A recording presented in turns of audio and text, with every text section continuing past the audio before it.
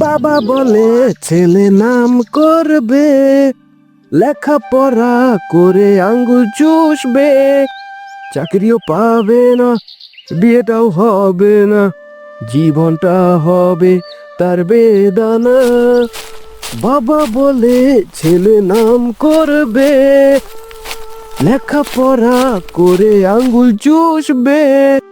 কিরে জাক্কাস, লেখাপড়া বাদ দিয়া গাছতলায় বইয়া বইয়া কি গান গাইতাছস?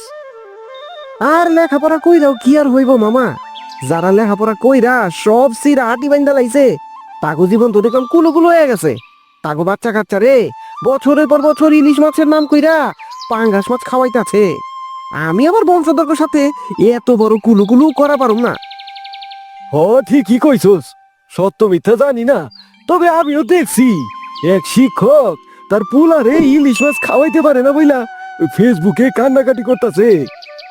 আরে ম্যাডাম দেখলাম বছরের পর বছর ধই না ফার্মের মুরগি খাইতাছে, দেশি মুরগি খাইয়া পারতাছে না।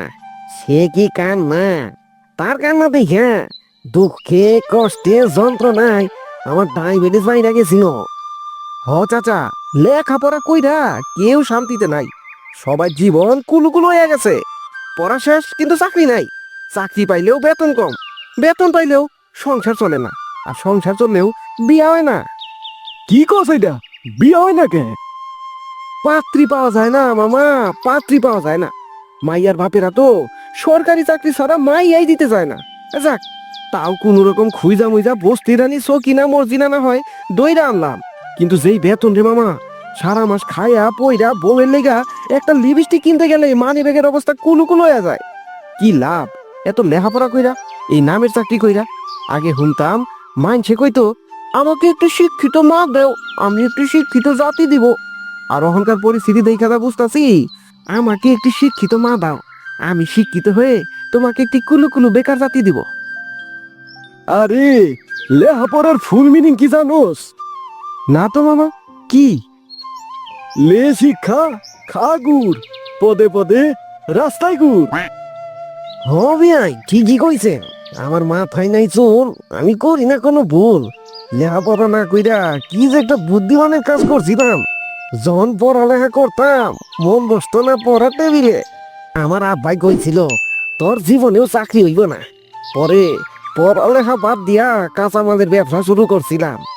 আলহামদুলিল্লাহ, আব্বার অভিশাপ আমার জীবনে দোয়া হয়ে আইছে। ওহন আমার আরো তো একটা দোকান আছে, আমি কারো চাকরি করি না, উল্টা চারটা লোক আমার আন্ডারে চাকরি করে। ঠিকই কইছো চাচা, আমার বড় চাচার বড় পোলা ছোটবেলায় সদরঘাটে একটা কাপড়ের দোকানে ঢুকছিল, বেতন পাইতো 2000 টাকা। আর এখন সে সদরঘাটে 2টা দোকানের মালিক। আর ছোট পোলাটা অটো চালান শিখছিল, ধীরে ধীরে টাকা জমাইয়া এখন তার নিজেরই 5টা অটো রিক্সা ভাড়ায় চলে। মেজো চাচার বড় পোলা লেখাপড়া বাদ দিয়া খেত খামারের কাজ ধরছিল, এখন তো সে নিজেই 10 কাঠা জমির মালিক। আর মাঝখান দিয়া আমি লেখাপড়া কইরা এখনো বেকার। কবে চাকরি পামু, কবে বেতন বাড়বো, আর কবে বিয়া করবো? ঠিকই কইছস ভাই না, তুই পড়ালেখা কইরা বিদেশ চলে যাইস, আমার মতো অনেক টাকা পয়সা কামাইতে পারবি। এই যে মামা, আরেকটা ভুল কথা কইলা। পড়ালেখা করার পর যদি বিদেশ গিয়া কামলাই খাটা লাগে, তাহলে 16-17 বছর পড়ালেখা করার দরকারটা কি? যেই 16-17 বছর পড়ালেখা করতাম, এই 16-17 বছর বিদেশ থাকলে তো বাড়ি গাড়ি সব করা যায়। আরে জাক্কাস, তার মানে তুই কি কইতে চাস, পড়ালেখা বাদ দিয়া সবাই মূর্খ হইব নাকি? না মামা, আমি কখনোই কই না পড়ালেখা বাদ দিয়া সবাই মূর্খ হোক, তবে পড়ালেখার সিস্টেমটা পরিবর্তন হওয়া উচিত। আচ্ছা তুমি কত মামা, এই যে হাট্টিমা টিম টিম তারা মাঠে পারে ডিম, তাদের খাড়া 2টা শিং, এইটা শিখা জীবনে কি লাভ হইব? নতুন নতুন পায়রা গুলি ঝোটন বেঁধেছে, 2 ধারে 2 রুই কাতলা ভেসে উঠেছে, এটা জীবনে কোন কামে লাগবো? আই বৃষ্টি ঝেপে ধান দিব মেপে, লেবুর পাতা করম চা, যা বৃষ্টি ঝরে যা। এইটা মুখস্থ কইরা বৃষ্টির কোন গোষ্ঠী কবে উদ্ধার হইছে? ম্যাট্রিক পাস করতে লাগে 10 বছর, ইন্টার পাস করতে লাগে আরো 2 বছর, 12 বছর, তারপরে অনার্স করতে লাগে আরো 4-5 বছর, গেল 16-17 বছর।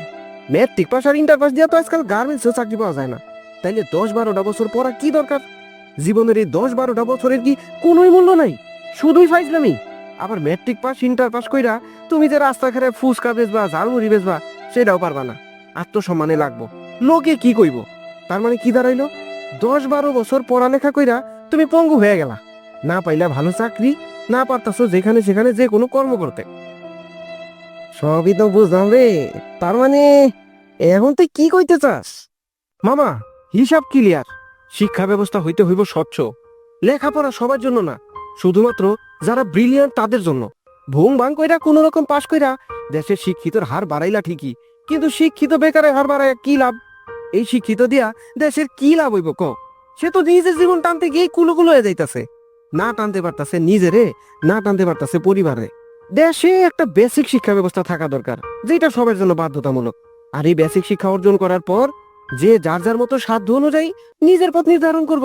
এবং এই বেসিক শিক্ষার সময়কালটা হইতে হইব খুব শর্ট টাইম, যেন এই শর্ট টাইম শিক্ষা লাভের পর যারা সত্যিকারের মেধাবী তারা উচ্চতর শিক্ষার দিকে ধাবিত হইতে পারে, আর যারা আমার মতো ডাল খিচুড়ি তারা জানি অন্যান্য কাজের দিকে অগ্রসর হইতে পারে। সমাজে যেমন ডাক্তার, ইঞ্জিনিয়ার, জজ, ব্যারিস্টারের দরকার আছে, তেমনি রিক্সা চালক, ভ্যান চালক, মুদি দোকানদার, বাস ড্রাইভার, কৃষক, এই সবেরও তো দরকার আছে নাকি?